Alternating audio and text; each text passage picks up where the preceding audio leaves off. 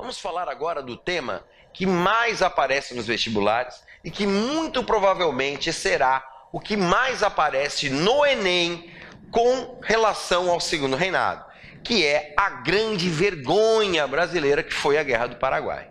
Por que grande vergonha? Vem contigo que eu te explico. Vamos dar uma olhadinha no histórico do Paraguai. O Paraguai pertencia ao Vice-Reino do Prata. Fez a sua independência por volta de 1811. Quem assumiu o poder foi o presidente Rodrigues de Francia, esse cara bonito aqui.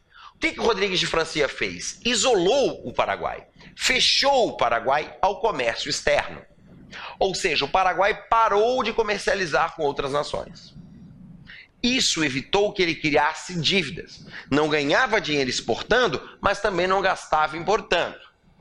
O que aconteceu com o Paraguai? Ele ficou fechadinho, produzindo basicamente produtos agrícolas, sem industrialização, latifúndios, onde a galera trabalhava.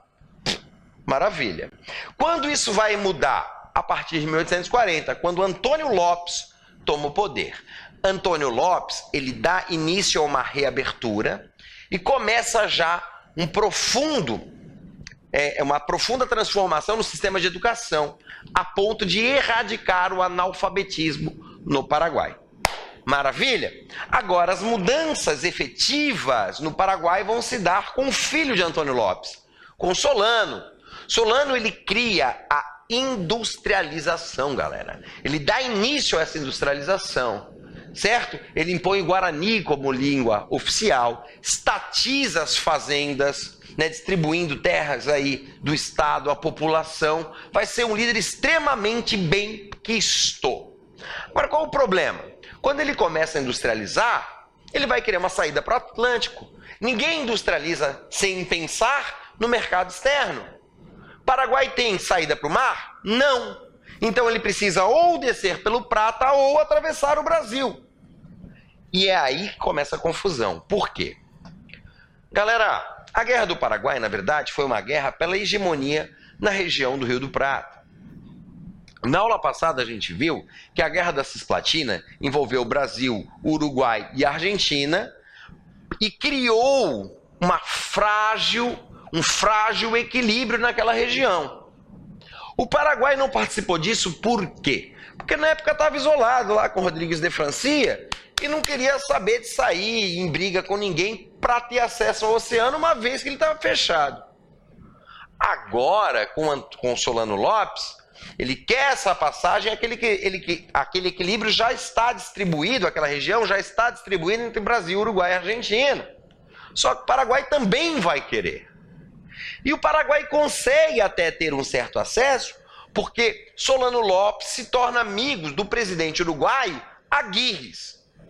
Quando Aguirres é deposto por brasileiros e argentinos, aí Solano Lopes fala, não, parou. Vocês não me dão passagem, né? Brasil e Argentina não me dão passagem. E ainda tiram do poder o cara que me ajudava. Então é o seguinte, ó. Projeto Paraguai Maior. O que é o Projeto Paraguai Maior? Solano Lopes sai, invade o Mato Grosso, invade as províncias de Entre Rios e de Corrientes que ficavam na Argentina e diz que dali para baixo é tudo Paraguai.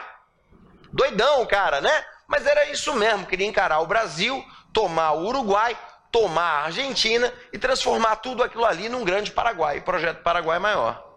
Obviamente que a Inglaterra também vai meter o bedelhão, por quê? O Paraguai estava se industrializando, seria concorrência para os produtos ingleses e exemplo para Brasil, Argentina e Uruguai, coisa que a Inglaterra não queria. Por que ela não queria? Porque ela queria continuar mantendo o Brasil, o Uruguai e a Argentina mercado consumidor de produtos ingleses. Não queria que esses países passassem pelo processo de industrialização, né? Que o diga Mauá, que a gente acabou de discutir aqui, que foi quebrado literalmente aí pela Lei Silva Ferraz a pedido da Inglaterra. Não é verdade? Então tá. Vai ser criada para lutar contra o Paraguai o que a gente chama de Tríplice Aliança, que é a união de Brasil, Argentina e Uruguai. Então o que é a Guerra do Paraguai? É uma guerra onde o Paraguai invade a Argentina e o Brasil. E essas três nações que eu acabei de falar se unem e caem de porrada em cima do Paraguai. Uma guerra que se estende de 1865 a 1870, que vai ter mais de 300 mil mortos. E vai acabar como, galera? Com uma questão bastante interessante. O Brasil vai formar o seu exército pautado nessa brincadeira aqui dos voluntários da pátria. Quer dizer, as convocações voluntárias para o nosso exército. Não dá muito certo, essas campanhas voluntárias da pátria acaba se tornando os nada voluntários da pátria. Qualquer coisa que você fazia de errado, o governo pegava você e mandava você para o exército. O que aconteceu? Ainda que o exército paraguaio fosse mais bem treinado que o exército brasileiro, a gente tinha muita gente. Então a gente conseguiu empurrar as tropas paraguaias de volta para o Paraguai. Então, quer dizer, eles deixaram aqui o Mato Grosso e retornaram ao Paraguai. O mesmo aconteceu com a Argentina, que retomou as províncias de Corrientes e Entre Rios. Então, Solano Lopes e suas tropas, o que restou de suas tropas, voltaram a se refugiar no Paraguai. Nesse momento, a Argentina e o Uruguai deixam o conflito. E o Brasil faz o quê?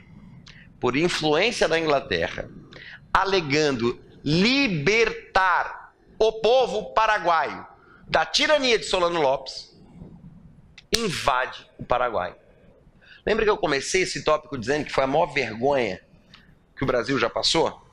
Sabe o que o Brasil fez com a população paraguaia, galera? O exército brasileiro invadiu o Paraguai e exterminou 75% da população. É isso mesmo, 75% da população foi morta pelo exército brasileiro. Da população que sobrou, 75% feminina. Dos homens que sobraram, 90% com menos de 10 ou mais de 60 anos. Para o Brasil, o que representou essa guerra? Nada. Não ganhamos um território, não ganhamos dinheiro e tivemos um monte de dívidas. O que vai dar origem à questão militar, que já já a gente vai ver, ok? Só que antes de entrar na crise da monarquia, vamos falar de mais um tópico, que são as leis escravistas que foram sendo criadas aqui no Brasil. Galera, lembra, questões étnicas são sempre muito pedidas no Enem.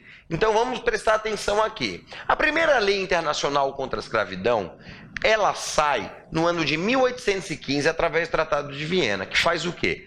Proíbe o tráfico negreiro no Atlântico Norte. Em 1845 sai a Lei Bill-Alberdin, também uma lei internacional que vai proibir agora o tráfico negreiro no Atlântico inteiro, ou seja, no Atlântico Sul e no Atlântico Norte. A primeira lei brasileira contra a escravidão se chama Lei Eusébio de Queiroz, que vai surgir no ano de 1850. E vai dizer o quê? Que nenhum negro cativo poderá entrar no Brasil. Então proíbe a entrada de negros escravos no Brasil. Eu tenho a lei do ventre livre, que faz o quê? Que diz que os filhos de escravos nasceriam livres. Ela é meio louca, por quê? Porque ela mantém as mães escravas, né?